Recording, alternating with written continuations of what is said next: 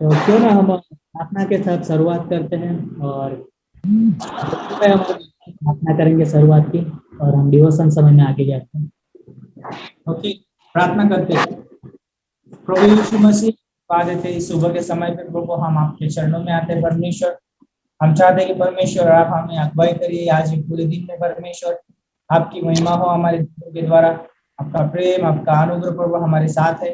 धन्यवाद देते हैं आपकी उपस्थिति के लिए प्रभु, जो आप हमारे साथ होकर परमेश्वर जो हर कार्य में प्रभु सहायता करते हैं प्रभु। इस सुबह के समय हम जो भी गीत गाएंगे परमेश्वर, और आपके दास के द्वारा हम आपके वचन से सुनेंगे परमेश्वर। रेली प्रभु आपके दास के ऊपर और आपके वचन के ऊपर अभिषेक करना प्रभु, और सुनने वाले के ऊपर, हर एक के ऊपर आपका अनुग्रह प्रभु। धन्यवाद करते हैं सारी चीजों के लिए। अगुवाई करिए, मदद करिए जी। ये जूम मीटिंग में जो भी इस डिवोशन में जुड़े हैं प्रभु, सारे लोग परमेश्वर रेली आपके वचन से भर जाए प्रभु, और आपके रेली अगुवाई से प्रभु अच्छे हो सके, ऐसे हम प्रार्थना करते हैं। धन्यवाद करते हैं यीशु मसीह के नाम से हम मांगते हैं, आमीन आमीन। तो आइए एक छोटा सा गाना गाते हैं। स्वर्ग में ऊपर और धरती के नीचे और कोई नाम नहीं है, केवल यीशु ही सच्चाई है और उसमें कुछ झूठ नहीं। स्वर्ग में ऊपर धरती पे नीचे और कोई नाम नहीं, केवल यीशु सच्चाई है, वो झूठ उसमें कुछ नहीं। स्वर्ग में ऊपर धरती पे नीचे और कोई नाम नहीं, केवल यीशु सच्चाई है, वो झूठ उसमें कुछ नहीं। उसके लहू में सामर्थ्य है, ये सबूत है उसका।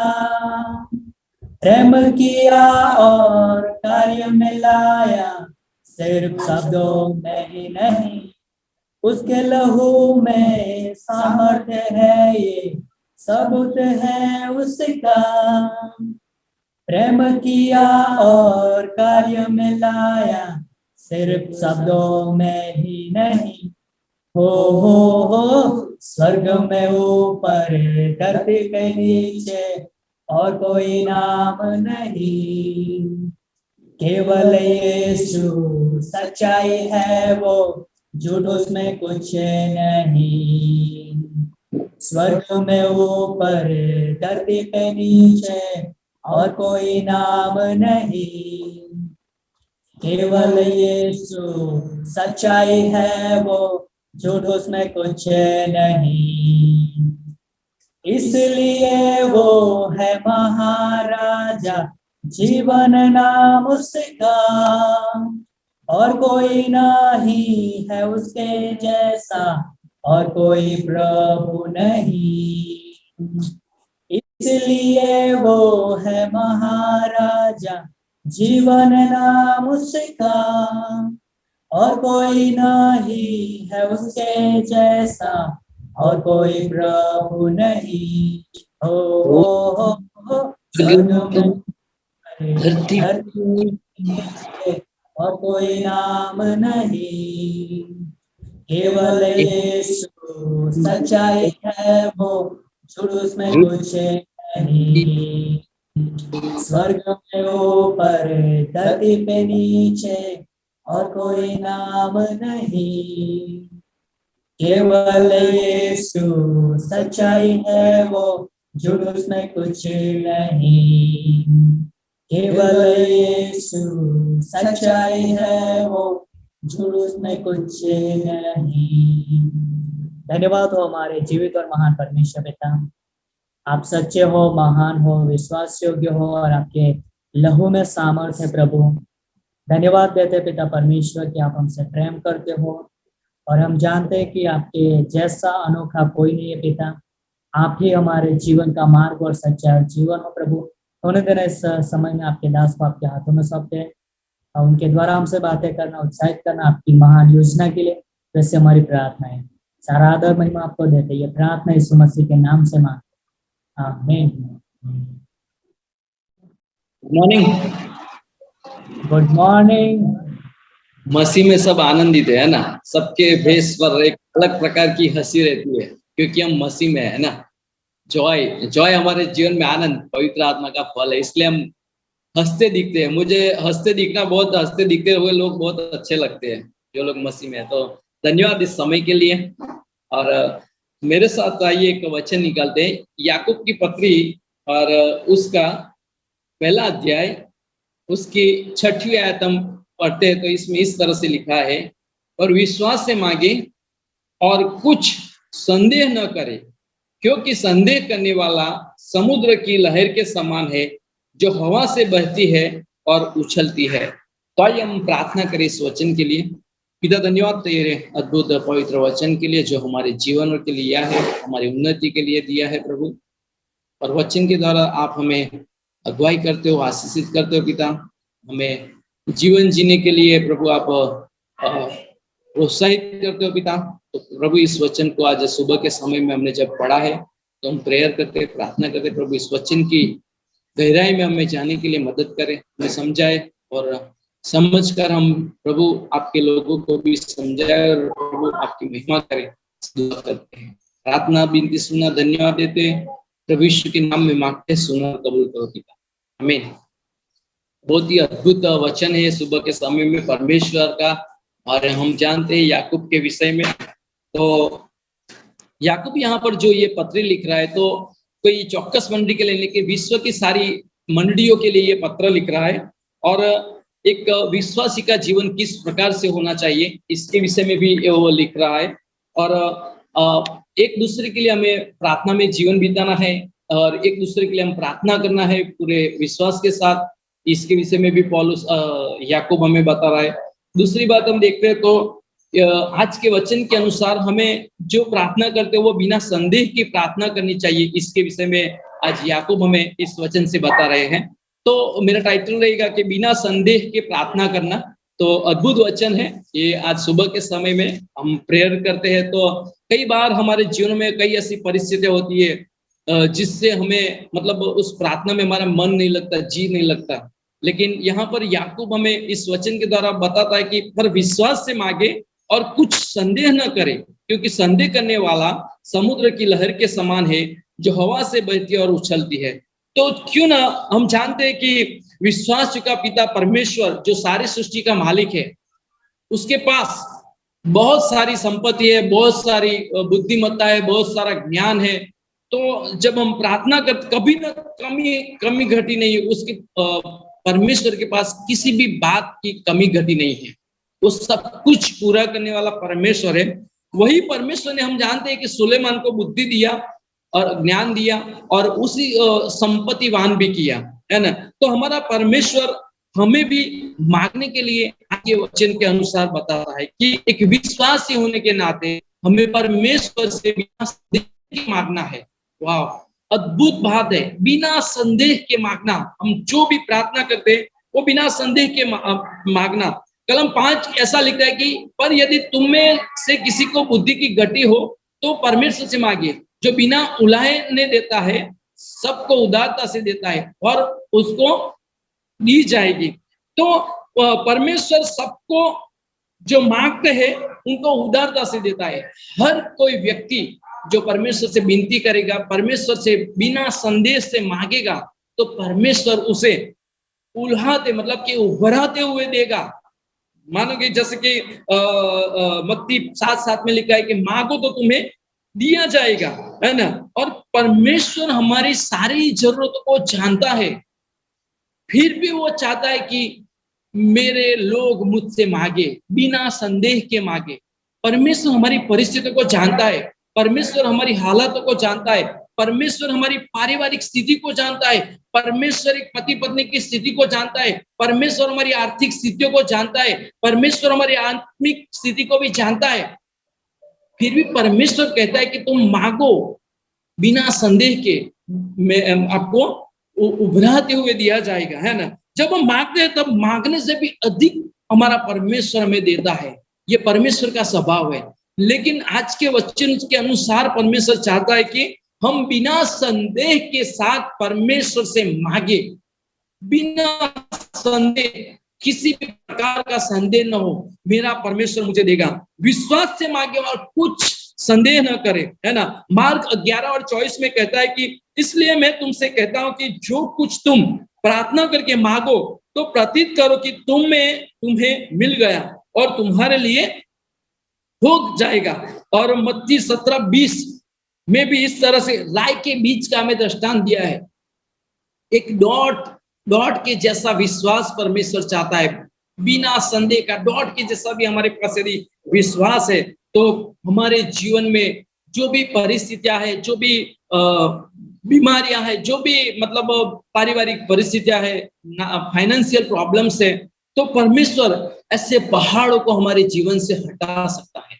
लेकिन एक विश्वासी परमेश्वर के पास, जैसे आज याकूब अपनी पत्री में लिख रहा है कि बिना संदेह से मांगे, बिना संदेह से जब हम मांगते तो परमेश्वर क्या करता है, वो हमें उठाते हुए देता है और कोई बात तुम्हारे लिए असंभव नहीं रहेगी। जैसे बताते हैं मार्क 9:27 में इस तरह विश्वास करने वाले के लिए सब कुछ हो सकता है। वाह, तो अद्भुत बात है। जो कोई व्यक्ति बिना संदेह से विश्वास से जब मांगता है तब उसके लिए सब कुछ संभव है, ना कि असंभव। जैसे हम बाइबल में बहुत सारे ऐसे लोगों को देखते हैं, विश्वास से जिसने मांगा परमेश्वर ने उसको दिया है ना। संदेह करने वाले क्या, जो लोग प्रार्थना करते हैं, कई बार हम देखते हैं बहुत सारे लोग प्रार्थना करते तो हमें लगता है कितनी बड़ी प्रार्थना करते, तो संदेह करने वाले व्यक्ति समुद्र की लहर के समान है। जैसे कलम 6 के अनुसार संदेह करने वाला व्यक्ति समुद्र की लहर के समान है, जो हवा से बहती और उछलती है। हम समुद्र के लहरें के विषय में जानते हैं, उसका अस्तित्व क्या है, कितना है, वो दूर से आता है लेकिन किनारे तक आते हुए वो नष्ट हो जाता है। लहर में जब भर्ती में वो भर्ती के कारण, ओट के कारण उछलते हैं, फिर समुद्र में बहुत सारे ऐसे हवाएं चलती है तब वो उसके कारण भी उछलते हैं। और हम देखते हैं वैज्ञानिक कारण के अनुसार गुरुत्वाकर्षण बल के नियम के कारण भी वो जो लहरें है वो उछलती है। किनारे लहरें की आवाज को सुनते हैं तो यह आवाज, मैं जब बॉम्बे में पहली बार गया तो उसको समुद्र में जो लहरें थी उसका आवाज इतना था कि हमें डर लगता था। लेकिन क्या होती थी, समुद्र के किनारे आते आते क्या होती थी, उसका वो नष्ट हो जाती है। कई बार लोग इतनी जोर जोर से प्रार्थना करते हैं, बहुत सारे ऐसे मतलब आवाजें निकलते हैं, है ना, लेकिन उनमें विश्वास की नींव नहीं होती। मैंने देखा है, ये मैंने अनुभव किया है। मैं भी एक बार मैं इस बारे में मतलब मैं भी कई बार ऐसे करता था, बहुत जोर शोर से आवाज करना, लेकिन उस आवाज में नींव नहीं थी। और जैसे याकूब आज बता रहा है कि आप बिना संदेह के मांगे, है ना, और विश्वास से मांगे और कुछ संदेह न करे, क्योंकि जो व्यक्ति संदेह करता है वो समुद्र की लहर के समान है, जो जोर शोर से आवाज करते करते समुद्र के किनारे तक आती है और उसका वो नष्ट हो जाती है ना। तो विश्वास की नींव से हमें प्रेयर करना है। एक विश्वासी व्यक्ति विश्वास की नींव से प्रेयर करना है, ना कि संदेह की, है ना। वो प्रार्थना मतलब जब हम ऐसे विश्वास से, हम बिना संदेह से प्रार्थना करते हैं तो हमारा परमेश्वर, हम जानते हैं असंभव को संभव करने वाला परमेश्वर। लास्ट टाइम मैंने हिजकिय्याह के विषय में एक दृष्टांत दिया था।